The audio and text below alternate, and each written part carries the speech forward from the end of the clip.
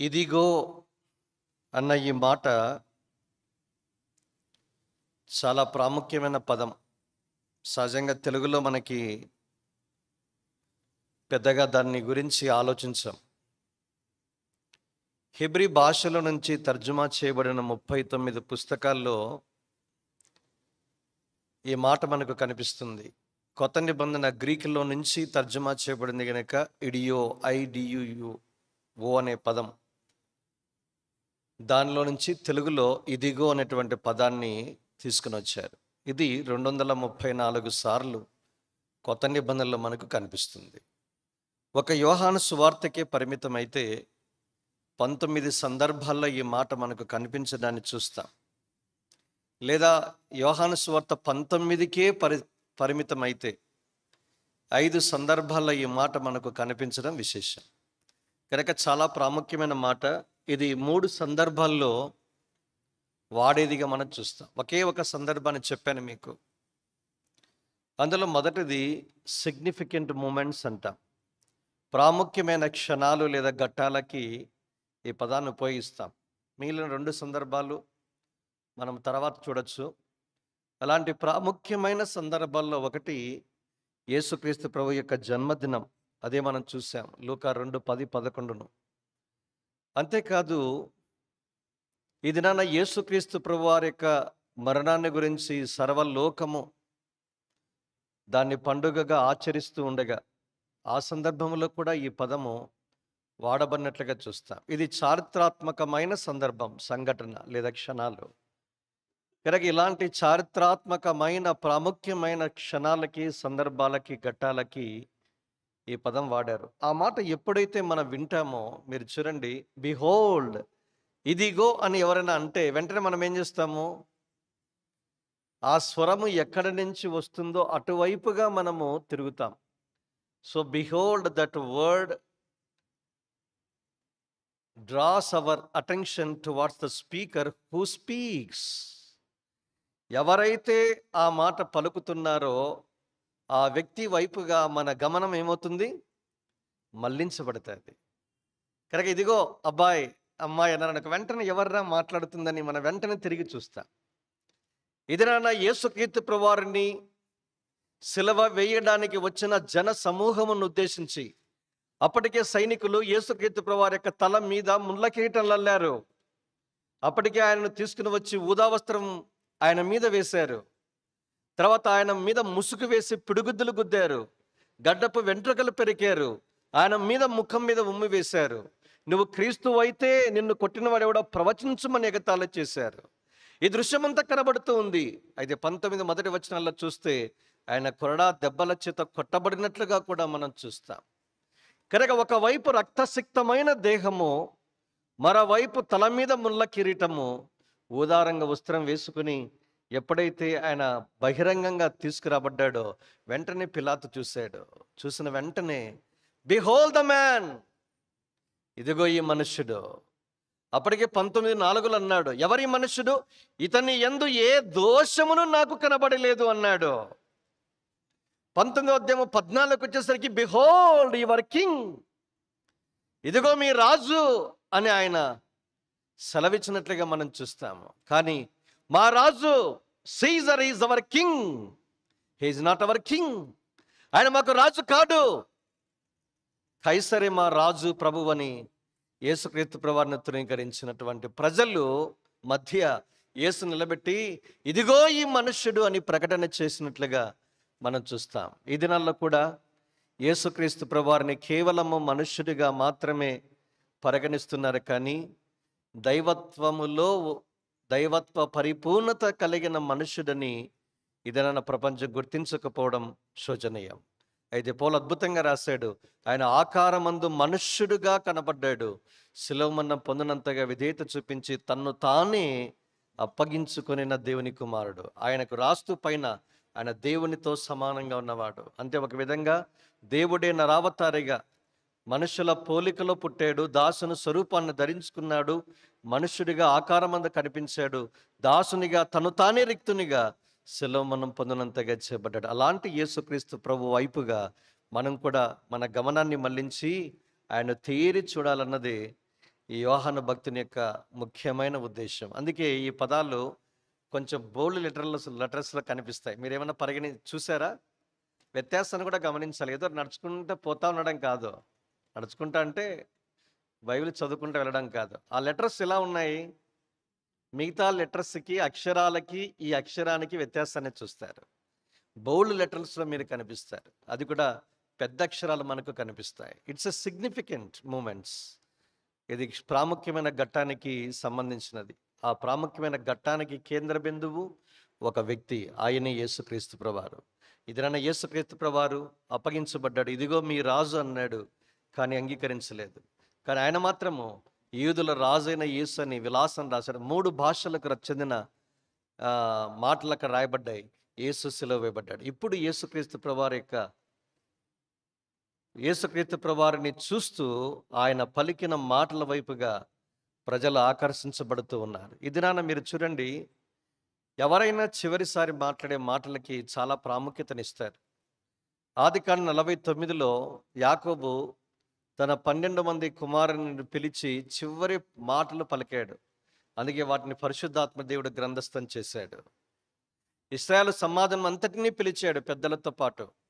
మోషే తాను చేసిన చివరి ప్రసంగము 31 నుంచి 33 అధ్యాయాల్లో ద్వితీయోపదేశ కాండంలో మనకు కనిపిస్తాయి. యెహోషువ కూడా ఇశ్రాయేలు సమాజం వారిని సమకూర్చి ఆయనకు అద్భుతమైన సందేశము చివరి మాటలను 24వ అధ్యాయంలో పలికాడు. అందులో మనకందరికీ తెలుసు, మీరు ఎవరిని సేవించదరో నేడు ఈ దినాన కోరుకోండి. నా మట్టుకైతే నేనును నా ఇంటి వారును యెహోవాను. Classical presentation. చివరి పలుకుల్లో ఒక అద్భుతమైన మాట. ఎవరి ఇంటికైనా వెళ్ళండి, కనీసం ఎక్కడైనా వాల్ టెక్స్ట్లో అది కనిపిస్తుంది. కనుక చివరి ప్రసంగంలో వచ్చే పదాలు చాలా ప్రాముఖ్యమైన పదాలు. ఇక్కడ చివరిగా ఈ దినాన యేసుక్రీస్తు ప్రభువారు శిలువ మీదకి వెళ్ళాడు. ఆయన పలికిన 7 మాటలు నిజంగా 7 ప్రాముఖ్యమైన అంతస్తులలో నీకు నాకు ప్రాముఖ్యతను తెలియజేస్తాయి. ఒక గొప్ప దైవజనుడు అన్నాడు, నిత్యత్వానికి కిటికీలు ఉంటాయి. ఇక్కడ కిటికీలు ఉన్నాయి కదా వ్యూలాకి. నిత్యత్వాన్ని చూడాలి అంటే యేసు పలికిన 7 మాటలు 7 కిటికీలు లాంటివి. ఆ 7 కిటికీల్లో తొంగి చూస్తే నిత్యత్వం చాలా స్పష్టంగా కనిపిస్తుంది అన్నాడు. కనుక యేసుక్రీస్తు ప్రభువారి శిలువలో పలికిన ఈ 7 ప్రాముఖ్యమైన తలంపులు లేదా మాటలు నిజంగా క్రైస్తవ ప్రపంచాన్నే కాదు, ప్రపంచంలో ఏ వ్యక్తి కూడా ఇలాంటి శ్రేష్టమైన బోధ లేదా పలుకులు పలకలేదని ప్రపంచం నిర్ధారించింది. ఆయన చేసిన బోధ కొండ మీద ప్రసంగం మాత్రమే కాదు, చివరికి ఆయన పలికిన పలుకులు కూడా చాలా ప్రాముఖ్యం. అందుకే యేసుక్రీస్తు ప్రభువారు చేసిన కొండ మీద ప్రసంగం ఆరంభం 5, 6, 7 అధ్యాయాల మత్తయి సువార్తలో చూస్తాం. అందుకే మహాత్మా గాంధీ గారు మహాత్మా అని పిలవకూడదంట. అంటే మళ్ళీ ఇది లైవ్ టెలికాస్ట్ వెళ్తుంది కనుక వీళ్ళు దేశద్రోహులని మళ్ళీ మనము నిద్రేస్తారు.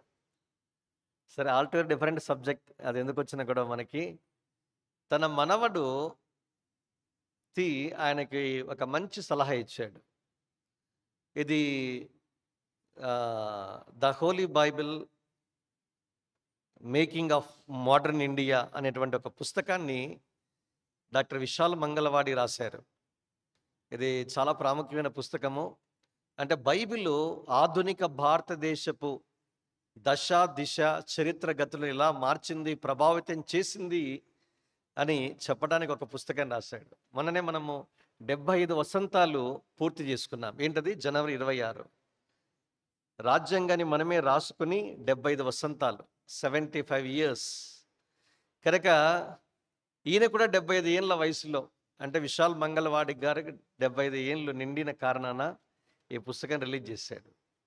కనుక ఈ దినాన దేవుని వాక్యం అనే ఈ బైబిల్ కానీ, క్రైస్తవులు కానీ, మిషనరీస్ కానీ ఆధునిక భారతదేశపు చరిత్ర మీద ఎలాంటి చెరగని ముద్ర వేశారు అని చెబుతూ ఒక పుస్తకం రాయబడింది. మీకు యూట్యూబ్లో డాక్టర్ విశాల్ మంగళవాడి ఈ మధ్యనే గుంటూరులో కూడా మీరు పుస్తకం కొనుక్కోకపోయినా పర్వాలా, దాన్ని మీరు యూట్యూబ్ టాక్స్లో వినొచ్చు. నేను తెప్పించుకుని చదివాను కనుక చదివిందే చెప్తున్నా మీకు. పేజీ నెంబర్ 164లో ఉంటుంది. For your kind information, reference point కూడా చెప్తున్నా. కనుక అక్కడ ఏముందంటే, తన మనవడికి ఏం చెప్పాడంటే గాంధీ గారు సలహా, ఆయన పేరు కూడా ఉంది, టఫీమని గుర్తుకు రావడంలే. మనలాగా రొటీన్ నేమ్స్ కాదది. డాక్టర్ అని ఉంది. తర్వాత గాంధీ లాస్ట్‌లో. మనవడా నీకు మంచి సలహా చెప్తున్నా. యేసుక్రీస్తు ప్రభువారు కొండ మీద ప్రసంగం చేశారు. 5, 6, 7 అధ్యాయాలను కంటత చెయ్యి అన్నాడాయన. ఏమన్నాడండి? చదువు గాదు.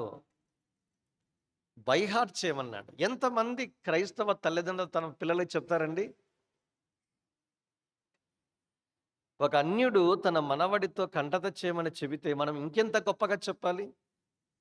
కొండ మీద ప్రసంగం నాకు తెలిసి 5 నిమిషాలు కూడా పట్టదు మీరు చదివితే. ఒక పేజీలో చదువుకుంటా పోతే. లేదా లెస్ దాన్ 10 మినిట్స్ అనుకోండి. నెమ్మదిగా. కనుక ఆయన చేసిన బోధ ప్రపంచంలో ఉన్న అనేక మంది వక్తలే మాత్రమే కాదు, ప్రజలను విభ్రాంతిపరిచింది. ఇదనాన యేసు పలికిన చివరి మాటలు కూడా చివరిగా శిలువ మీదకి వెళ్ళిన తర్వాత ఆయన పలికిన పలుకులు, ఈయన మనుషుడు కాదు, సాక్షాత్తు దేవుని కుమారుడే. అందుకే సైనికుడి కింద సైన్యాధిపతి అన్నాడు, ఇతను నిజముగా దేవుని కుమారుడు. లాస్ట్ మాట పలికి, ఏంటి లాస్ట్ మాట? తండ్రి, నీ చేతులకు నా ఆత్మను అప్పగించుచున్నాను. లూకాసు వార్త 23వ అధ్యాయము 36 మాట చూస్తాం. తన ఆత్మను అప్పగించాడు ఆయన. ఎప్పుడైతే ఈ పలుకు విన్నాడో వెంటనే సైన్యాధిపతి చూశాడు, ఇతను నిజముగా దేవుని కుమారుడు. కనుక యేసుక్రీస్తు ప్రభువారు మనుష్యుడు మాత్రమే కాదు, దేవుని కుమారుడు మాత్రమే కాదు, సాక్షాత్తు దేవుడు. ఇది నన్న దైవము శిలువ మీద పలికిన 7 పలుకుల్లో ఒక్క తలంపును మాత్రమే ఈ రాత్రి మీ దృష్టికి తీసుకుని వచ్చి ముగించే ప్రయత్నం చేస్తాను. నాతో పాటు మొట్టమొదటి మాట అదొక్కటి మనం చూద్దాం. రండి, లూకాసు వార్త 23వ అధ్యాయం.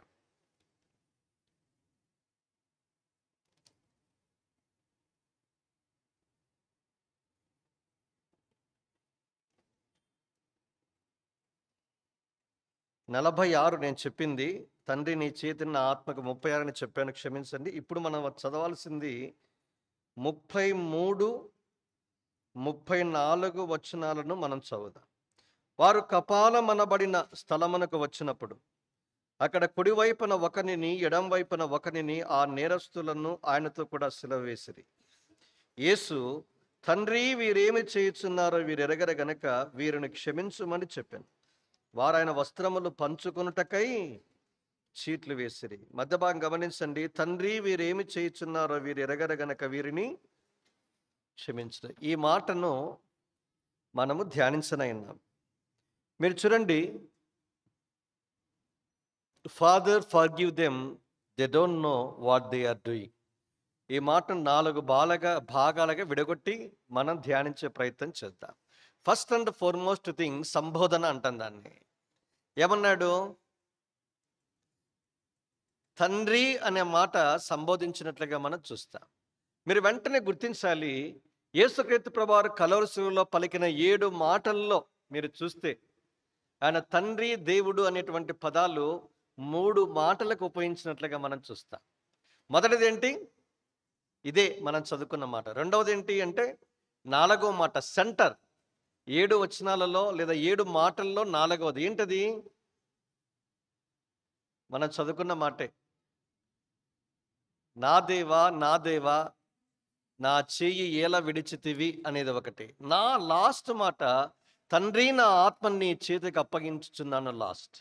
కనుక తండ్రి బిగినింగ్, లాస్ట్ తండ్రి, మధ్య స్టేట్మెంటు నా దేవా, నా దేవా, నా దేవా, నా చెయ్యి ఎలా విడిచితివి. కనుక ఇవన్నీ మీరు గమనిస్తే ఆయన పలికిన పలుకులలో దేవుణ్ణి తండ్రి అని సంబోధించడం విశేషం. చూడండి, టార్చర్ ఒకవైపు పెట్టబడుతూ, హింసించబడుతూ ఉన్నాడు. ఆయన సిలువ వేయమని కేకలు, ఆర్ధనాదము కింద నుంచి వినబడుతూ ఉంది. ఒకవైపు తన దేహము రక్తసిక్తమై ఆ బాధ, నొప్పి అనుభవిస్తూనే ఈ మాటలు పలకడం అన్నది విశేషం. సహజంగా నొప్పి, బాధల్లో దేవుడు మనకి ఏదన్నా బాధ, నొప్పి, ఆయాసం కలిగిస్తే మన తండ్రిని దూషిస్తాం. ఎక్కడున్నాడు దేవుడు అంటాం, విశ్వాసులు కూడా. అయితే ఆయన మాట్లాడిన పదంలో, ఆయన పలికిన పదాన్ని మీరు చూడండి, తండ్రి అని సంబోధించడం విశేషం. మీరు చూడండి, 3 మాటలు, 3 సందర్భాలు మీకు జ్ఞాపం చేస్తాను. తండ్రి అనే ఈ మాట మొదట కుమారత్వాన్ని జ్ఞాపం చేస్తుంది, సన్షిప్ అంట.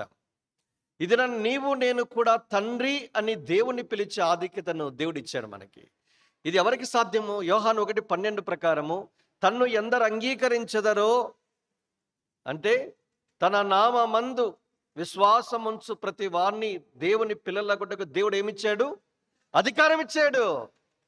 ఇది నీవు నేను కూడా దేవుని తండ్రి అని సంబోధించే ఆధిక్యతను దేవుడిచ్చాడు. వాస్తవానికి యూదులు ఆ మాట పలకరు. ఉదాహరణకి తప్పిపోయిన కుమారుడు చూడండి. ఇప్పుడు అతని తండ్రి దగ్గరికి వచ్చాడు. తండ్రి దగ్గరకు వచ్చి ఆయన రిహార్సల్స్ ప్రేయర్ చేశాడు. తండ్రిని కలుసుకున్నప్పుడు ఈ ప్రార్థన చెయ్యాలి అని మనసులో అనుకొని తండ్రి హత్తుకునే సమయానికి ఆ పదాలు నోట రాలేదు. ఇక ఏమన్నాడు? ప్రార్థన చేసుకున్నప్పుడు ఏమన్నాడు? తండ్రి, పరలోకమునకి విరోధముగాను నీకు విరోధంగాను నేనేం చేశాను? పాపం చేశాను. పరలోకమునికి విరోధముగా అండర్లైన్. ఎందుకు పరలోకమన్న మాట దగ్గర తండ్రికి విరోధంగాను, పరలోకపు తండ్రికి విరోధంగాను, నీవు అంటే నా తండ్రికి నీకు విరోధంగాను పాపం చేస్తే ఎందుకని లేకపోయాడు? యూదులు తండ్రి అని దేవుని పిలిచే గట్స్ ఉండవు, పర్యాయ పదాలు వాడతారు. ఆ పర్యాయ పదమే ఏంటది? పరలోకం అనే పదం వాడతారు. ఇది నీకు నాకు కూడా యేసుక్రీస్తు ప్రభు నందు విశ్వాసం ఉంచిన ప్రతి వారికి కూడా దేవుడు ఏం అధికారము? ఆయన్ని దేవుణ్ణి తండ్రిని పిలిచి అధికారాన్ని ఇచ్చాడు. అందుకే పరలోక ప్రార్థనలు కూడా తండ్రి అని సంబోధించి మన ప్రార్థన చేస్తాం. ఎంత బాంధవ్యం మీరు చూడండి. కనుక సన్షిప్కున్న గొప్పతనం అదే, కుమారత్వంలో ఉన్న గొప్పతనం. 1 యోహాను పత్రిక 3వ అధ్యాయం 1వ వచనంలో మనకందరికీ తెలుసు. ఏమన్నాడు అక్కడ? ప్రియులారా, తండ్రి మనము దేవుని పిల్లలమని పిలవబడినట్లు తండ్రి మన కట్టి ప్రేమను అనుగ్రహించును చూడండి అన్నాడు. చూడండి, మనము దేవుని పిల్లలమని పిలవబడాలి అంటే దేవుడు మనకు తన ప్రేమను అనుగ్రహించాడు. అందుకే దినాన ధైర్యంగా దేవుని తండ్రి అని మనం పిలుస్తూ ఉన్నాం. ఈ దినాన ఎప్పుడైతే యేసుక్రీస్తు యొక్క శిలువ యుద్ధకు వచ్చి ఆయన రక్తం ద్వారా కడగబడతారో వారు దేవుని కుమారులుగా కుమార్తెలుగా మార్చబడతారు. ఈ దినాన ఆయన ఆత్మ, దేవుని కుమారుని ఆత్మను మన అంతరంలోనికి పంపిస్తారు. అప్పుడు మనం ఏం చేస్తాం? అబ్బా తండ్రి అని మొరపెట్టే తన కుమారుని ఆత్మను దేవుడు మన హృదయాల్లోనికి పంపిస్తాడు. ఏ సమయంలోనైనా ప్రార్థన చేయొచ్చు. ఒకప్పుడు పాత నిబంధన అంతా కూడా ఇశ్రాయేలు 12 గోత్రాల ప్రజల పక్షంగా ఒక్క ప్రధాన యాజకుడు మాత్రమే సంవత్సరానికి ఒకసారి అతి పరిశుద్ధమైన స్థలంలో ప్రవేశించి దేవునితో మాట్లాడేవాడు. కానీ దినాన ఏమైంది? యాక్సెస్, ఆ తెర చిరిగింది. తన శరీరము అనే తెర ద్వారా ఒక పరిశుద్ధపరచబడిన, నూతనపరచబడిన, జీవము కలగా ప్రతిష్ఠించబడిన మార్గము ద్వారా పరిశుద్ధమైన స్థలములో ఆయన రక్తం ద్వారా ప్రవేశించాం. ఇది హెబ్రీ గ్రంథకర్త 7వ అధ్యాయంలో మనకు అద్భుతంగా వర్ణించినట్లుగా 10వ అధ్యాయం 20-21 వచనాల్లో మనం చూస్తాం.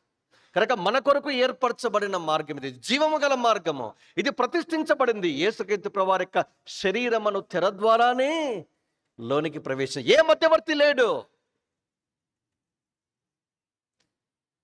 ఎదురాన ఎవరైనా సరే ఇంకా మధ్యవర్తి ద్వారానే దేవుని అప్రోచ్ అవుతున్నారు. ఈ దినాల్లో వెళ్ళే హైందవ సాంప్రదాయం అంతా అదే, మధ్యవర్తి ద్వారానే దేవుని కలుసుకోవాలి, లేకుంటే కలుసుకోలేరు. నేనే టెంకాయ కొడతాను, నేనే పూజిస్తాను, నేనే హారతిస్తా అంటే దాటు అంటారు. అంతవరకు కూడా లేదు. అసలు ముందు వెళ్ళిపోతా ఉండాలి అంతే. దైవ దర్శనం కూడా చాలా కష్టం. బాగా జరిగిందన్న ఏంటి దర్శనం. అయితే ఈ దినాన దేవుని ముఖ దర్శనము ఆయన రక్తము ద్వారా విమోచించబడిన ప్రతి కుమారునికి కుమార్తెకు దేవుడిచ్చాడు. అందుకే ఆయన దాసులు అనుకున్న గొప్పతనం ఇదే. అందుకే ప్రకటన 22వ అధ్యాయం 4లో ఆయన దాసులు ఆయనను సేవించుచు ఆయన ముఖ దర్శనము చేయుచుందురు. ఆయన దాసురాలు అంటే, దాసులని మనం ఎప్పుడు పిలువబడతాము, దాసురాలుగా మనం ఎప్పుడు పిలువబడతాము? దీని యొక్క వాక్యం ఎంతో నిర్దిష్టంగా ప్రతి మాటకు జవాబు ఉంది. ప్రభువు తన వారిని ఎరుగును. 2 తిమోతి 2:19లో మనం చూస్తాము. ఏంటి తన వారంటే? ప్రభువు నామమును ఒప్పుకొను ప్రతి వాడు దుర్నీతి నుండి తొలగిపోవలను అని దానికి ముద్రగా ఉంది. దేవుని యొక్క స్థిరమైన పునాది స్థిరంగా ఉంది.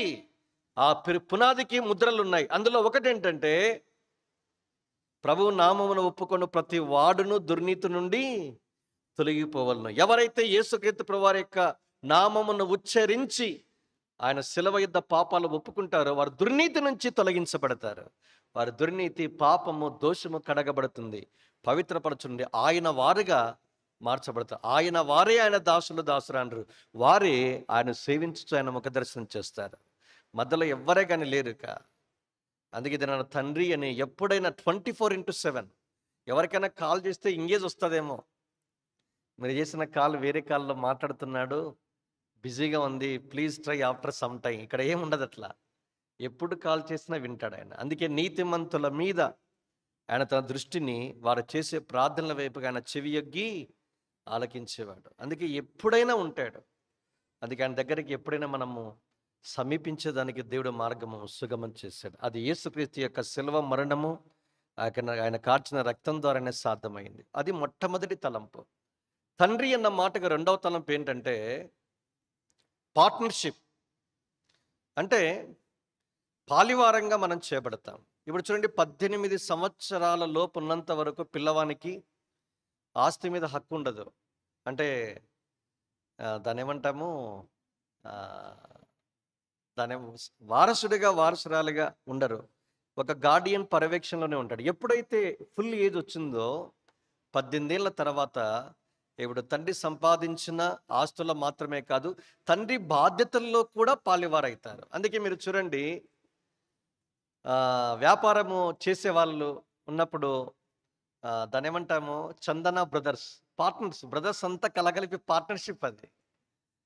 తర్వాత సుబ్బరాయుడు అండ్ కో టెక్స్టైల్స్ అని ఉంటుంది. దాని అర్థం ఏంటి, ఆయన ప్లస్ వాళ్ళ కుమారులు అందరు కలిసి పార్ట్నర్షిప్ ఉంటుంది. కనుక కుమారత్వము అంటే దేవుడు ప్లస్ కుమారు పార్ట్నర్షిప్. ఇది నాన్న దేవుడు, దేవుని కుమారు ఇద్దరు కలిసి మన జీవితాల్లో పనిచేస్తూ ఉన్నారు. అద్భుతమైన విషయం కాదండి ఇది? నాన్న మనలను కూడా తన కుమారులుగా కుమార్తెలుగా చేసుకున్నప్పుడు మనతో కలిసి పనిచేస్తాడు. మనకు దేవునితో పాటు పార్ట్నర్షిప్ వస్తుంది. మార్కు సువార్త 16:20లో ఈ మాట మీకు అనిపిస్తుంది. ప్రభువు వారికి సహకారుడై ఉండి వెనువెంట జరుగుచు వచ్చిన సూచక్రియల చేతను మహత్కారముల చేతను వాక్యమును స్థిరపరచుచూ ఉండెను.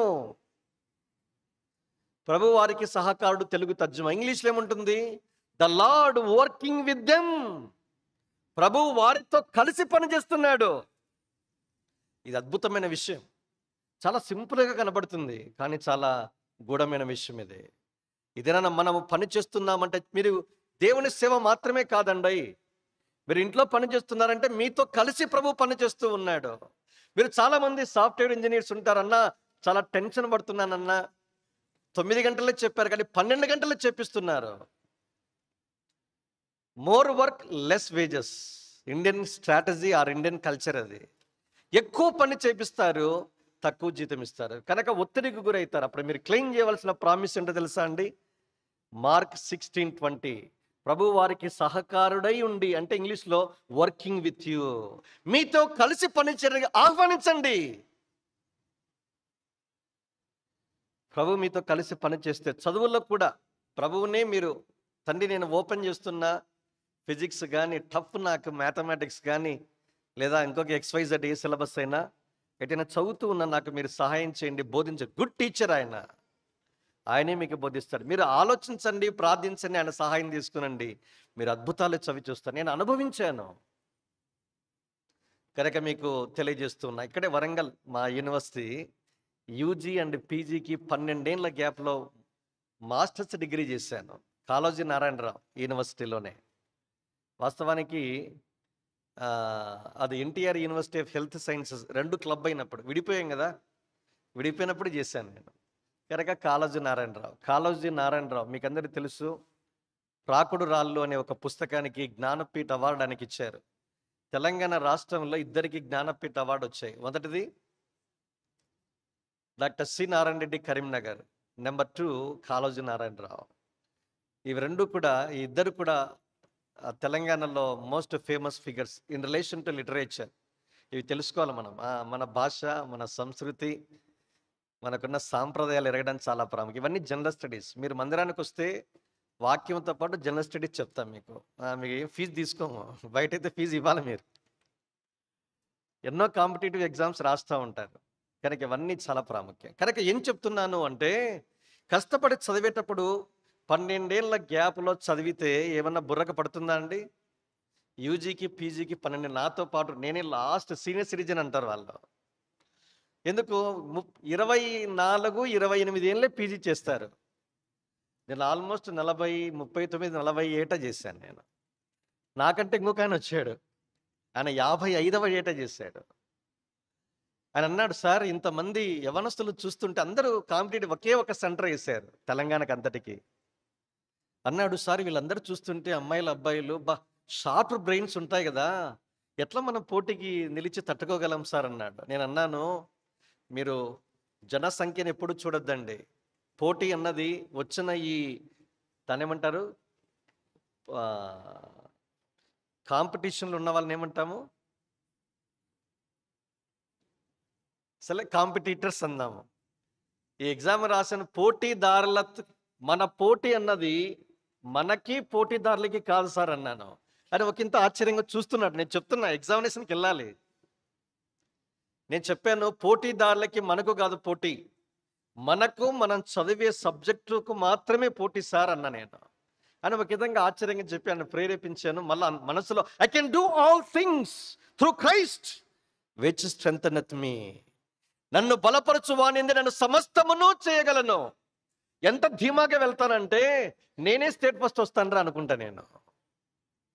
మొన్ననే ఏపీపీఎస్సీ ఎగ్జామ్ జరిగాయి. APPSC exams assistant professor cadre. ఇంట్లో చెప్పాను నేను, ఇవన్నీ లైవ్ టెలికాస్ట్ అవుతా ఉంటే మా వాళ్ళు చూస్తుంటారు. ఎగ్జామినేషన్ ఇంకా రాయలేదు. నేను చెప్పాను, దేవుని చిత్తం అయితే నేనే స్టేట్ ఫస్ట్ వస్తానన్నాను. అవాక్కయ్యారు. ఏంది బాబా అట్లా మాట్లాడుతున్నా? మా బ్రదర్ అన్న, మా మిస్సెస్ తమ్ముడు, అట్లే ఉంటాయన్నా నేను. స్టేట్ ఫస్ట్ రాలేదు, స్టేట్ సెకండ్ వచ్చాను. ఒకే ఒక సీటు అయితే రాలే నాకు. నా తర్వాత కింద 2 అమ్మాయిలు లేడీస్ కోటలో వాళ్ళకి వచ్చాయి. నన్ను దేవుడు పక్కన పెట్టాడు. మొదటి వానికి ఇచ్చాడు, కిందన్న వాళ్ళకి వచ్చి నన్ను పక్కన పెట్టాడు. అరే, నోటి దగ్గరకు వచ్చిన అన్నం కూడా పోయింది కదరా అనుకున్నా. అయితే all things work together for good. దేవుని ప్రేమించు వారికి సమస్తమును సమకూడి జరుగుతూ ఉన్నాయి. కనుక దేవుడే చేస్తాడు. Even failures are God's blessings. దేవుని ఆశీర్వాదాలు. ఇది మన జీవిత అంతములో తెలుసుకుంటాం. మధ్యలోనే కొన్నిసార్లు తెలుసుకునే అవకాశం కూడా ఉంటుంది. తర్వాత చాలా ఆశ్చర్యపోయాను. వాస్తవానికి పెద్ద పేపర్ లేదు. నేను అనుకున్నాను ఎగ్జామినేషన్ సెంటర్ బయటకు వచ్చిన తర్వాత ఈ పేపర్ సెట్ చేసిన వాడు కనీసం నాకన్నా ఇచ్చిన నేనే బాగా సెట్ చేసేవాడిని కదా. అసిస్టెంట్ ప్రొఫెసర్ క్యాడర్ అంటే చాలా సిస్టమేటిక్గా ఉండాలి. 1కి 2 సార్లు ఒకే ప్రశ్న 2 సార్లు అడగడము. తర్వాత చాలా సామాన్యమైన అసలు బేసిక్స్ అంటే పీజీలు కూడా అడగరనేటువంటి ప్రశ్నలు అడిగారని మనసులో అనుకుంటూనే ఎగ్జామ్ రాశాను. ఒకవేళ సెలెక్ట్ అయ్యింటే తప్పకుండా లెటర్ రాసేవాడిని. ఏపీపీఎస్సీ చైర్మన్ అప్పుడు ఆయన గౌతమ్ సవాంగ్ ఉన్నాడు. ఎందుకు ఈ మాటలు చెప్తున్నాను అంటే, మనతో కలిసి పని చేస్తాడు, చదువుతాడు. అందుకే ప్రభుకి స్తోత్రము 76% వచ్చింది నాకి. నేను రాసిన సబ్జెక్ట్లో 76%, 65% ఫస్ట్ క్లాస్ మెడిసిన్లో రావాలి అంటే ఏ గ్రూప్ అయినా, ఎంబీబీఎస్ అయినా, ఎండి అయినా, తర్వాత న్యాచురోపతి కానీ, ఆయుర్వేద కానీ, హోమియోపతి కానీ ఏదైనా 60% వస్తే గగనం. నాకు 61% యూజీలో వేశారు.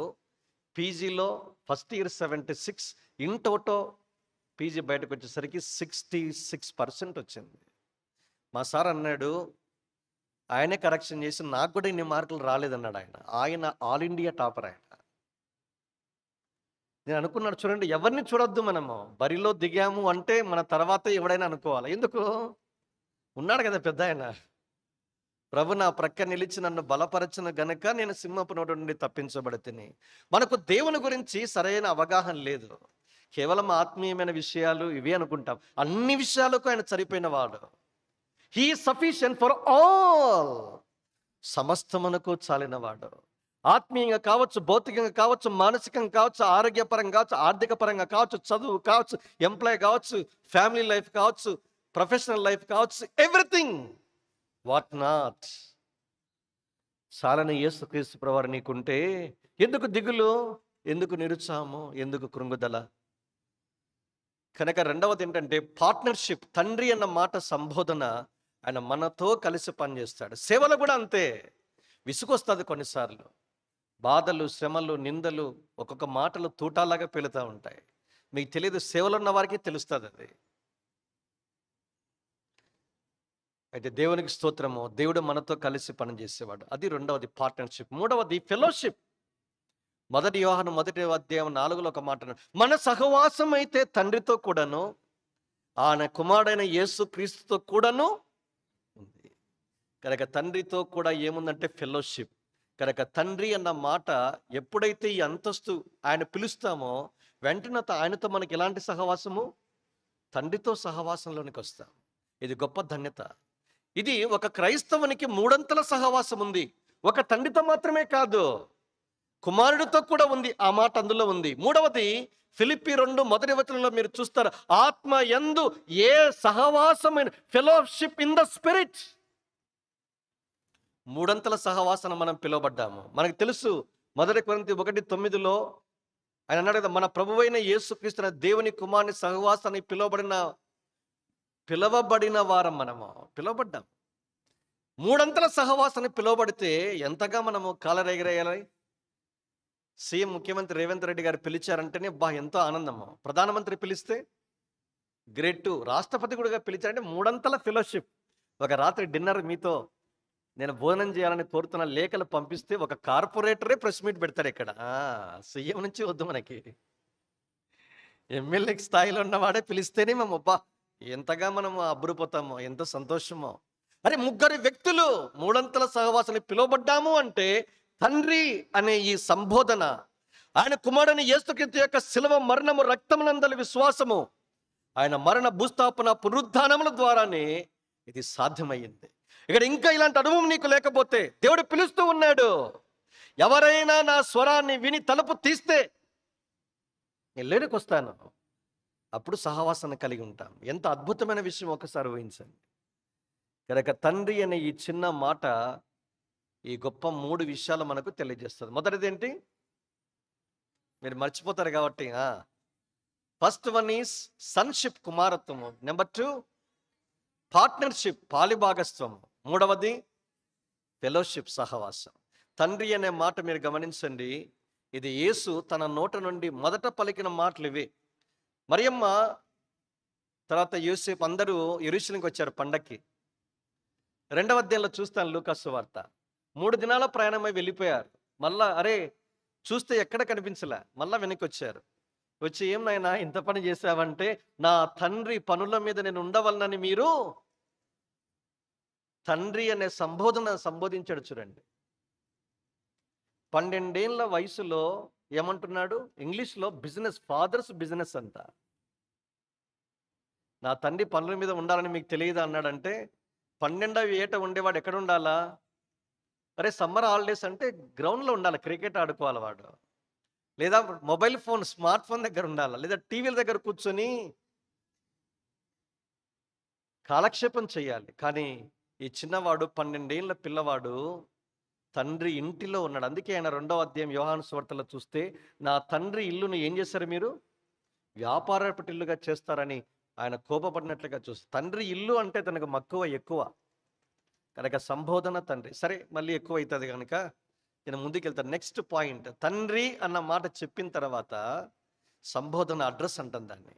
నెక్స్ట్ మాట్లాడిన పదం ఏంటంటే, వీరిని క్షమించు. ఇదండి 7 మాటల్లో అతి శ్రేష్టమైన ఇట్స్ ఎ గొప్ప వాగ్దానం. యేసుక్రీస్తు ప్రభువారి యొక్క శిలువ యుద్ధ యేసు నీకు నాకు అనుగ్రహించేది క్షమాపణ. నిజంగా ఈ క్షమాపణ కొరికే యేసు ప్రభువారు శిలువ మీదకి వెళ్ళాడు. ఇది నా యేసుక్రీస్తు ప్రభువారు శిలువ మీదకి వెళ్ళి ఈ మాట పలికేటప్పుడు మీరు బాగా గమనించాలి. ఆయన పలికిన పలుకులన్నీ కూడా అక్షరానుసారంగా నెరవేర్చబడ్డాయి. ప్రాఫెసీ ఉంది. శిలువ మీదకి వెళ్ళి ఆయన పలికే మాటలు. ఒక దినాన యేసుక్రీస్తు ప్రభువారు శిలువ మీదకి వెళ్ళినప్పుడు ఆయన పలికిన ఈ పలుకు, ఇట్స్ ఎ ప్రేయర్, ప్రార్థన. అది యెషయా 53వ అధ్యాయం 12లో మనం చూస్తాం. ఆయన అక్రమకారులలో ఒకటిగా ఎంచబడ్డాడు. తిరుగుబాటు అనేకుల పాపమును భరించుచు తిరుగుబాటు చేయు వారి కొరకు ఏం చేశాడు? ఆయన విజ్ఞాపన చేశాడు. ఇట్స్ ఎ ప్రాఫెసీ, ప్రవచనం అది. కనుక తండ్రి వీరేం చేస్తున్నారు, వీరు ఎరగరండి, క్షమించు. విజ్ఞాపన అన్నది ప్రార్థన, యాచన, విజ్ఞాపన వేరు డిఫరెంట్గా మనం చూస్తాము. ప్రేయర్, సప్లికేషన్, ఇంటర్సెషన్ అన్నవి వేరేవి. విజ్ఞాపన అంటే గోజాడడము. ఒకసారి కాదు అడిగింది, ఒకసారి పలకలేదు ఈ మాట. ఆయన క్షమించమని ఎలా పలుకుతున్నాడు అంటే, అక్కడ రాస్తారు గ్రీకులో నుంచి కానీ చారిత్రాత్మక ఆధారాల నుంచి కానీ మనం చూస్తే, అయ్యా వీరు నన్ను కొరడాలతో కొడుతూ ఉన్నారు, వీరిని క్షమించు. శిలువలో మేకులు కొడుతూ ఉన్నారు పడుకోబెట్టి, వీరేమి చేయుచున్నారు, వీరిని క్షమించు. తల మీద ముళ్ళ కిరీటం అల్లుతూ ఉన్నప్పుడు వీరేమి చేయుచున్నారు, వీరు ఎరగని క్షమించు.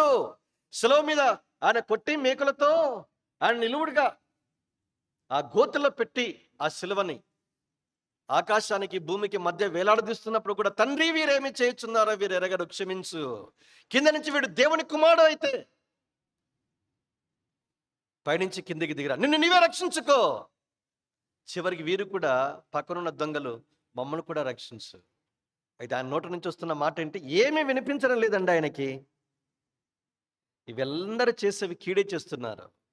తనకు వ్యతిరేకంగా మీరు చూడండి, ఆయన సిలువను సహించాడు, అవమానాన్ని నిర్లక్ష్యం చేశాడు, పాపాత్మలో తనకి వ్యతిరేకంగా చేసిన తిరస్కారం అంతటిని ఓర్చుకున్నాడు. హెబ్రీ 12 మొదటి 2 వచనాల పదాలన్నీ మనం చూస్తాము. అందరూ వ్యతిరేకంగా ఆయన తిరస్కరిస్తూ ఉంటే, తండ్రి వీరేమి చేస్తున్నారో వీరు వెనకని క్షమించు. What a prayer! It's an intercession, విజ్ఞాపన. అది ప్రవచనం. రెండవది, తాను ఏదైతే ప్రకటన చేశాడో అదే ప్రాక్టీస్. బోధించడం చాలా సులభం, కానీ మనలకు వ్యతిరేకంగా గాయం చేసిన వారిని, బూతులు తిట్టిన వారిని, చెడు చేసిన వారిని, కీడు చేసిన వారిని, నష్టాన్ని చేసిన వారిని, అప్పగించిన వారిని క్షమించడం అన్నది చాలా కష్టం. ఏదైతే బోధించాడో 22, 24లో చెప్పాడు ఆయన ముందస్తుగానే. 16వ అధ్యాయంలో కూడా చెప్పాడు. ఏమన్నాడు? మనుష్య కుమారుడు అప్పగించబడతాడు అధికారులకి, ప్రధాన యాజకు. ఆయన ఏం చేస్తారు? అపహసిస్తారు, పరిహసిస్తారు, సిలువ వేస్తారు.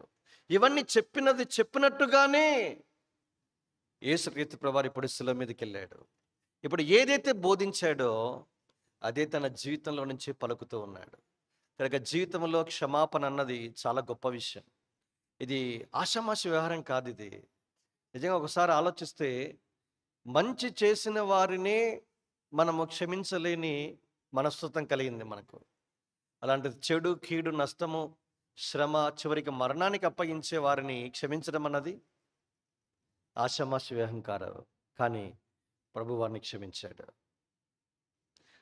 మూడో విషయం ఏంటంటే, ఆయన క్షమించటానికే చనిపోయాడు. అందుకే మనం చూసాం 1 కొరింథీ 15:3లో మనం చూసాం. ఏముంది? క్రీస్తు లేఖనముల ప్రకారం మన పాపల నిమిత్తము born to die in order to forgive all our sins. మన పాపలన్నిటినీ క్షమించటానికి ఆయన చనిపోవడానికే పుట్టాడు.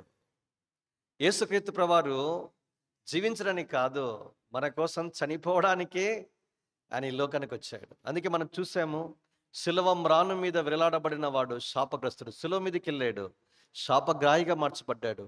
మన పాపలన్నిటినీ కూడా తన శరీరమందు మోసుకుని పోయాడు.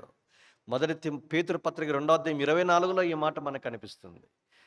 తర్వాత ఇంకొక మాట పౌలు అన్నాడు, తన దేహమందు పాపములకు ఏం చేశాడు? ఆయన శిక్ష అనుభవించటానికి తన దేహాన్ని అప్పగించాడు. ఎంత గొప్ప విషయమో చూడండి. ఇదేనా నీకు నాకు కూడా గొప్ప క్షమాపణ మనకు అందుబాటులో ఉంచాడు. పాపాత్మురాలైన స్త్రీ ఉంది లూకాసు వార్త 7వ అధ్యాయంలో. 36 నుంచి మొదలు పెట్టాడండి, చివరికి 50 వచనాలు దాని గురించే కేటాయించారు. ఒక పరుషుని ఇంటికి వెళ్ళాడు. ఒక పాపాత్మురాలైన స్త్రీ యేసు ప్రభువారి యొక్క పాదాల ఎదుట వెనక నిలబడి ఆయన పాదాలను కన్నీటితో తడుపుతూ ఉంది. తన వెంట్రుకలతో ఏం చేస్తుంది? తుడుస్తూ ఉంది. ఆయన పాదాలను ముద్దాడుతూ ఉంది. అత్తరు చేత యేసు ప్రభువారి యొక్క పాదాలను పూస్తూ ఉంది. ఇవన్నీ చేస్తూ పరుషుడు చేయలేదు. అప్పుడు 500 దేనారాలు 50 దేనారాలు చెబుతూ, ఒక యజమానుడు ఇద్దరిని చూశాడు, వారిద్దరు పే చేయలేకపోతే క్షమించేశాడు. ఇప్పుడు ఎవరు యజమాని ఎక్కువగా ప్రేమిస్తారండి అన్నాడు ఆయన. వెంటనే అన్నాడు, 500 దేనారాలు ఎక్కువ అప్పును మాఫీ చేసిన వాడే క్షమిస్తాడండి అన్నాడు. అదేవిధంగా ఈ పాపాత్మలైన స్త్రీ కూడా నన్ను ఎక్కువగా ప్రేమించింది, అందుకే ఆమె విస్తారమైన పాపాలు ఏం చేశాయి? చేసి క్షమించాను. ఈ దినాలలో పాపాలు క్షమించే అధికారము ఒక్క మనిషి కుమారుడైన యేసు ప్రభువారికే ఉంది. 9:6 మత్తయి సువార్తలో చూస్తాం. ఒక పక్షవాయు గలవాన్ని తీసుకుని వచ్చాడు. కుమారుడా, నీ పాపాలు క్షమించబడి ఉన్నాయి అన్నాడు. వెంటనే ఆశ్చర్యపోయారు. ఏంటి పాపాలు క్షమించే అధికారం ఇతనికి ఎందుకు ఉంది? దేవుడే మన పాపాలు క్షమించాలి. అంటే యేసుక్రీస్తు ప్రభువారు దేవుని స్థానానికి ఆయన హెచ్చించబడ్డాడన్నది అందరికీ అప్పటికే తీర్థల్లం చేశాడు. అన్నాడు, మనుష్య కుమారునికి భూమి మీద పాపాలు క్షమించే అధికారం ఉంది. ఈ స్త్రీతో కూడా అన్నాడు, అమ్మా, నీ పాపాలు క్షమించబడ్డాయి. అంతేకాదు, ఇప్పుడు నువ్వేం చేయి, సమాధానము కలవాదనవ వెళ్ళు, నీ విశ్వాసము నీకు మేలు చేసిందని పంపించినట్లుగా చూస్తాం. యేసుక్రీస్తు ప్రభువారి యొక్క శిలువ యొద్దకు వస్తే వారి పాపాలు క్షమించబడడం మాత్రమే కాదు, సమాధానముతో ఆ స్థలము నుంచి వెళ్తారు. ఈ రాత్రి కాలమున యేసు ప్రభువు యొక్క పాదల దగ్గర రాగలిగితే నీకున్న పాప క్షమాపణ, గిల్ట్ ఏదైతే ఉందో, నేరారోపణ చేసే, దోషారోపణ చేసే మనస్సాక్షి నుంచి విడిపించబడతావు. ఎందుకంటే నీ పాప పరిహార నిమిత్తమైన చనిపోయాడు. నీ పాపాలను క్షమించడానికి తన అమూల్యమైన రక్తాన్ని శిలువ మీద ధారపోసాడు. ఆ రక్తం అందుబాటులో ఉంది. పాపానికి ఇక జ్ఞప్తి ఏమీ లేకుండానట్లుగా ఆయన ఒక్కసారి తన దేహాన్ని అప్పగించాడు. శిలువ తన అమూల్యమైన రక్తాన్ని కార్చాడు. పాత నిబంధనలో బలి అర్పించే ప్రతిసారి మన పాత పాపాలు జ్ఞాపకానికి వస్తూనే ఉంటాయి. ఒక్కసారి అర్పించబడ్డాడు. సదాకాలమునకు ఆయన బలిగా గావించబడిన కారణాన మన పాపాలు ఇకను మరి ఎన్నడూ జ్ఞాపకము లేకుండా దేవుడు చేశాడు. ఇది శిలువకున్న శక్తి. లోకంలో శిలువను గూర్చిన వార్త వెరితన, కానీ రక్షించబడుతున్న మనకు దేవుని శక్తి ఎందుకున్నారు అని ఎలా చెప్పారు అంటే, ఈ దైవ శక్తి మన పాపాలు ఇక మరి ఎన్నడూ జ్ఞాపకము లేకుండా చేస్తుంది. ఇది హెబ్రీ 8:10 అన్నాడు, నేను వారి పాపముల విషయమై దయగలిగి ఇకను, వారి దోషముల విషయమై దయగలిగి ఇకను మరి ఎన్నడూ వారి పాపాలను జ్ఞాపకం చేసుకోవడం. మనుషులైతే సమయము సందర్భము దొరికితే మాటలతో గుచ్చుతారు. తెలుసా అండి మీకు? సమయం దొరకడం చాలు బాధ అనిపిస్తుంది. నేను కొన్నిసార్లు అనుకుంటాను, అరే ఇలాంటి మనిషి ద్వారా లేడు, మనిషిలాగా లేడు నా దేవుడు, ఉండింటే అయిపోయింది నా పరిస్థితి అనుకుంటా. విస్తారమైన పాపాలు క్షమించబడిన వానికి క్షమాపణ విలువ తెలుసు. 50 రూపాయలు క్షమించబడిన వానికి ఏం తెలుసు? మన విస్తార పాపాలు యేసుక్రీస్తు ప్రభువారు క్షమించాడు. ఇకను మరి ఎన్నడూ ఆయన జ్ఞాపకం చేసుకున్నాడు. అందుకే నేను ఎప్పుడు వైద్య పరిభాషలో దేవునికి మతిమరుపు ఉంది అంట. నేను ఒక విషయంలో అదేంటన్నా, దేవునికి ఏమైనా టెస్ట్ చేసావా, న్యూరాలజిస్ట్ నువ్వేమన్నా? హెబ్రీ 8:10 ఇకను మరి ఎన్నడూ వారి పాపములను, యేసు ప్రభువా దగ్గరికి వచ్చి, ప్రభువా నేను మళ్ళా పాపం చేసి, అదే పాపం చేసిన, ఏ పాపము గుర్తుకు రాదు. ఒకసారి యేసు ప్రభువారి యొక్క రక్తం దగ్గరికి వచ్చి కడగబడితే పర్మనెంట్గా డిలీట్ అవుతుంది. ఏదో కొన్ని కంప్యూటర్లో ఉంటాయండి, ఒక చోట డిలీట్ చేస్తే ఎక్కడో రీసైకిల్ బిన్లో పడుతుంది. అది రీసైకిల్ బిన్ కూడా మళ్ళీ క్లిక్ చేస్తే మళ్ళీ 30 రోజులకు కానీ అది పోదంట. అట్లా కాదు, ఇది సదాకాలము జ్ఞాపకము లేకుండా చేయబడుతుంది. ఇంత గొప్ప దేవుడు నీ పాపాలను నీ చుట్టూ ఉన్నవాళ్ళు, నీ తల్లిదండ్రులు నీ పాపాన్ని జ్ఞాపం చేసుకుంటారు. అరే నువ్వు బతకడం ఎందుకురా, చస్తే మేలు, ఈ భూమికి భారమురా నీవు. తల్లిదండ్రులు, స్నేహితులు, బంధువులు, చివరికి నీ చుట్టూ ఉన్నవారు కూడా నీకు హ్యాండ్ ఇచ్చే అవకాశం ఉంటుంది. కానీ దేవుడు ఈ దినాన నీ చేతిని పట్టుకోవడానికి తన సొంత కుమారుని చేతిని కూడా సిలువలో వదిలేశాడు తాత్కాలికంగా. అందుకే కేక, నా దేవా నా దేవా నీ వేళ నన్ను చెయ్యి విడిచిపెట్టామన్నాడు. చూడండి, నువ్వు ఎంతో అమూల్యమైన వాడు, నీ కోసమే ప్రాణం పెట్టినంతగా ప్రేమించాడు. శిలువ మీదకి వెళ్ళి గొప్ప క్రయం చెల్లించాడు. ఈ ప్రభు దగ్గరికి వస్తే నేరారోపణ చేసి మనస్సాక్షి తీసేస్తాడు, దోషారోపణ చేసి మనస్సాక్షిని తీసేస్తాడు. తర్వాత నిర్మలమైన మనస్సాక్షి, మంచి మనస్సాక్షి, పరిశుద్ధమైన మనస్సాక్షిని దేవుడు నీకు ఇస్తాడు. ఇక దోషారోపణ లేదు. క్రీస్తు యేసునందున్న వాడికి ఏ శిక్షా విధి లేదు. ఎందుకు? జడ్జిమెంట్ అంతా యేసు క్రీస్తు ప్రభువారు శిలువ మీద అనుభవించేశాడు, మనకు లేదు. అందుకే లోకము తన కుమారుని ద్వారా రక్షణ పొందుటకే గాని తీర్పు తీర్చుటకు దేవుడు ఆయన లోకమునకు పంపలేదు. యోహాను 3:17 యేసు ప్రభువారి తీర్పు అనుభవించాడు. తన శిక్ష, మన శిక్ష యావత్తాన్ని అనుభవించడు కనుక మన పాపాలను క్షమించడానికి అధికారం కలిగిన వాడు. ఇలాంటి ప్రభు నీకు ఉచితంగా ఆఫర్ చేస్తున్నాడు. It's not cheap but precious, free. ఇది ఉచితమే కానీ చవక కాదు. తన సొంత కుమారుని అర్పించాడు అంటే ఎంత గొప్ప క్రయం చెల్లించాడు. తేలికగా తీసుకోవద్దు. అది రెండో సందర్భం. మూడవది, వీరేమి చేయుచున్నారో వీరు ఎరగరు అన్నాడు. చూడండి, కింద కూర్చున్న లేదా ఆయనకు చిత్రహింసలు చేసే వారందరికీ కూడా ఎరగరు వారు. ఎందుకు? బ్లైండ్నెస్, గుడితనంలో ఉన్న. అన్ని వచనాలు ఉన్నాయి వాళ్ళకి. ఉదాహరణకి 22:1 కీర్తన. యూదులకు తెలియదా? కీర్తనల గ్రంథాన్ని బాగా చదువుతారు వాళ్ళు. 22వ కీర్తన మొదటి వచనంలోనే ఉంది కదా, నా దేవా నా దేవా నా చెయ్యి ఎలా విడిచితివి అన్నాడు కదా.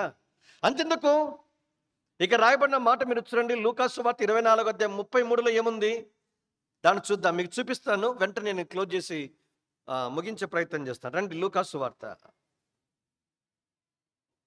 చదవండి ఆ మాట. 23:33.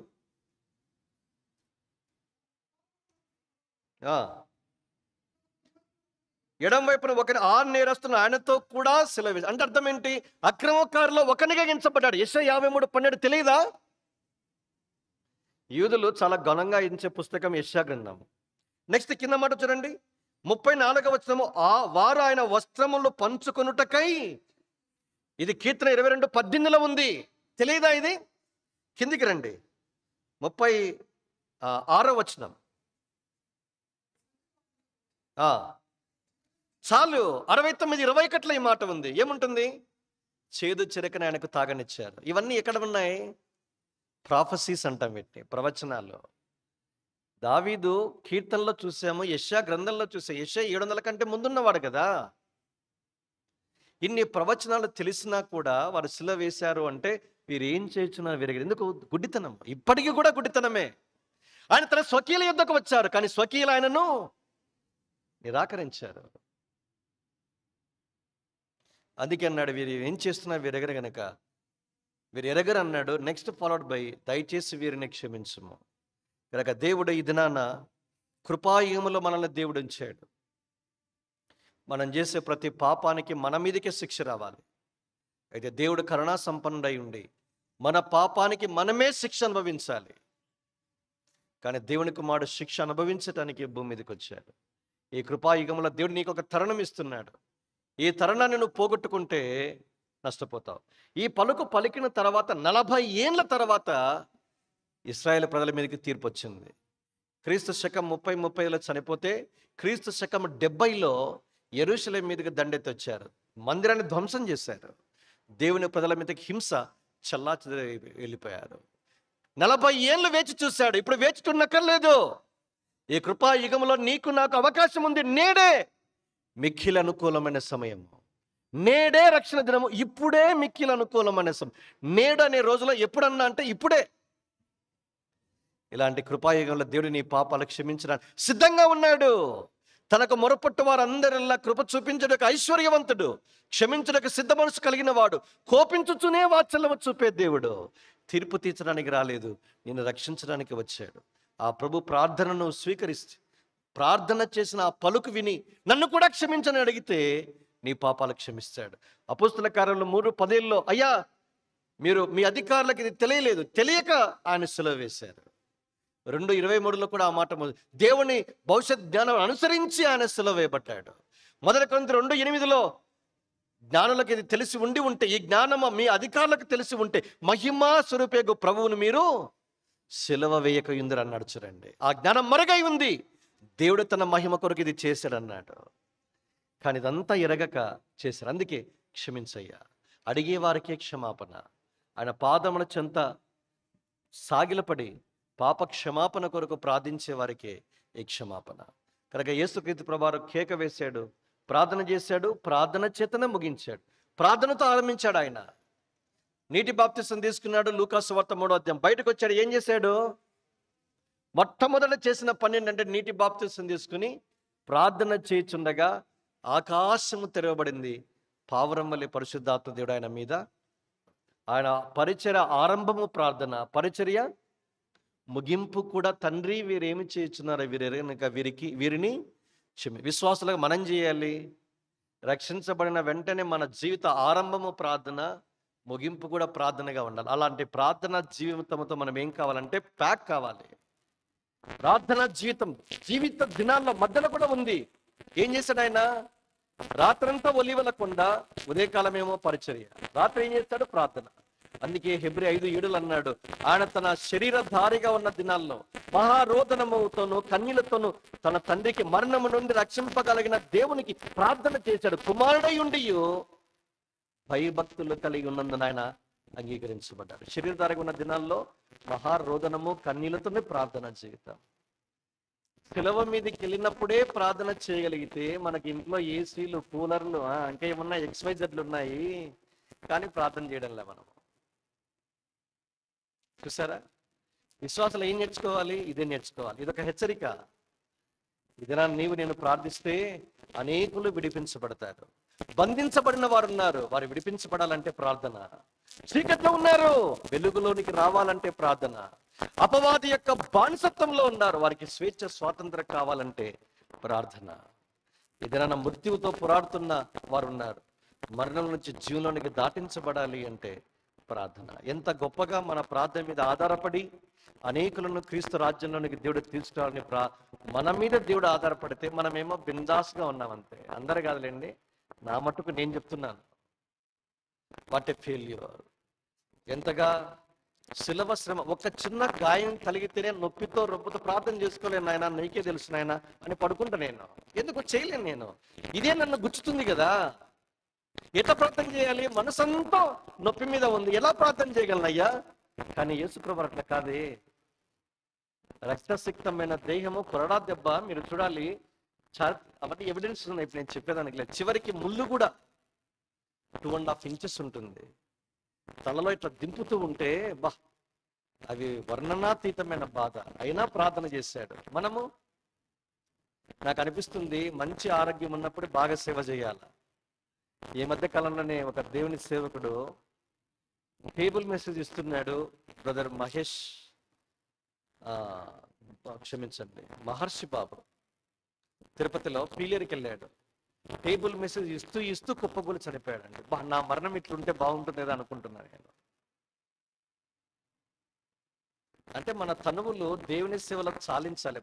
ప్రవీణ్ ప్రగడాలు అలాగే వెళ్ళిపోయారంతే. బాప్తిస్మిచ్చే యోహాను వెళ్ళిపోయాడంతే. యేసుక్రీస్తు ప్రభువారు వెళ్ళిపోయాడంతే. 33.5 సంవత్సరాలు జీవించిన వాడే ప్రపంచాన్ని కదిలిస్తే 300 మైళ్ళు కూడా ప్రయాణించలేదండి యేసు ప్రభువారు. కానీ ప్రపంచమంతా వ్యాప్తి చెందింది. ఒక మనిషి బతుకు మీద ఆధారపడిందండి. భక్సింగ్ గారి గురించి ఎందుకు అంటున్నాము? భక్సింగ్ గారు అంటే ఫస్ట్ గుర్తొచ్చేది ఏంటి? అంతే, మిగతా అన్ని గుర్తు. ఫస్ట్ అంటే ప్రేయర్, సినానిమస్. అంటే అంతగా చేశాడు. నేను బుక్ తిరిగిస్తా ఉన్నాను. ఒక రోజుకు more than 20 times doctor T Kosi గారు రాశాడు. రోజులో 20 సార్లు తన నోట పలికే మాట, ఏ సమస్యకైనా వెళ్ళు, లెట్ us pray అంటాడు ఆయన. అంతే. మనము అది నేర్చుకోవాలి. మన పితరులు నేర్పించి వెళ్ళారు, బాట వేసి వెళ్ళారు. మనం ఏదో ఇబ్బందులు సవాసులు ఉన్నాము అనుకుని బతికితే ఏం సరిపోదు. ఇవన్నీ మనకు నేర్పించారు. మన మీద గురుతరమైన బాధ్యత ఉంది. చెప్పాను, it's a place of responsibility. సిలువ అంటే తీసుకోవాలి, ముందుకెళ్ళాలి. చరిత్రలో నీకంటూ ఒక అధ్యాయాన్ని మనమే రాసుకోవాలి. ఒక కవి అన్నాడు, మనకంటూ ఒక లిఖితం పేజీ ఉంది, తెల్ల తావు, శ్వేత పత్రం అంటాం దాన్ని. మనమే చరిత్ర రాయాలంటే జీవించితే కదా రాసేది. కనుక మన పేరు ప్రార్థనాపరుడు, ప్రార్థనా యూదుడు అని చెప్పగలిగితే ఎంతో ధన్యం. కనుక ఇలాంటి ప్రార్థన జీవితం నాకు కూడా ప్రసాదించు ప్రభా. నేను కూడా లోపభూయిష్టంగా ఉన్నానని నేను ఒప్పుకుంటూ మీకు ప్రసంగం చేస్తున్నా. కనుక యేసు ప్రభువారు పలికిన మాట ప్రార్థన. ఈ ప్రార్థన పరిచర్లో అనేకులు కొట్టుకుని వచ్చారు. ఒక తల్లి సెయింట్ అగస్టిన్ తల్లి ప్రార్థన చేస్తుంది. ఆయన తన జీవిత చేత రాస్తూ ఒక మాట అన్నాడు, నా తల్లి కన్నీటి ప్రార్థన ప్రవాహంలో నేను కొట్టుకొని వచ్చాను శిలువ యుద్ధకు అన్నాడు. ఎందుకు? పెళ్లి కాక నేను ఒక అమ్మాయితో తిరుగుతున్నాడు, కన్నీరు కార్చింది, అద్భుతంగా మార్చబడ్డాడు. చివరికి సెయింట్ అగస్టిన్ అయ్యాడు ఆయన. అరే, ఇంత నీచమైన బతికిన వారు ఎలా మార్పు? This is the power of the cross. ఇదే సిలువకున్న శక్తి ఏ వ్యక్తి జీవితాన్ని మారుస్తుంది. ఇలాంటి సిలువ శక్తిని ఆశ్రయిస్తే, యేసు ప్రభువారిని ఆశ్రయిస్తే నీ జీవితాన్ని మార్చగలడు, నీ జీవిత రూపురేఖలను మార్చగలడు, నీ జీవిత అంతాన్ని ఆశీర్వాదముతో ముగించడానికి వాడుకొనగలడు. ఇంకా నీ జీవితానికి యేసు యుద్ధ ఆరంభించకపోతే రా, నీ పాపాలు క్షమించడానికి సిద్ధంగా ఉన్న ప్రభు పాదాలు ఆశ్రయించు. కేకవై నా పాపాలు కూడా క్షమించు, నీ కుమార్తెగా స్వీకరించు తండ్రి అనే ఆధిక్యతను నాకు కూడా ప్రసాదించు. ఇదే నీ ప్రార్థన అయితే ప్రభు కుమార్తెగా మార్చబడతావు. దేవుడు నీ తీర్మానం అంగీకరించి ఈ గొప్ప అనుభూతిలోనికి అనుభవంలోనికి వచ్చినట్లుగా ప్రభు మనకు సాయం చేయగా రండి ప్రార్థన చేసుకుంటాం.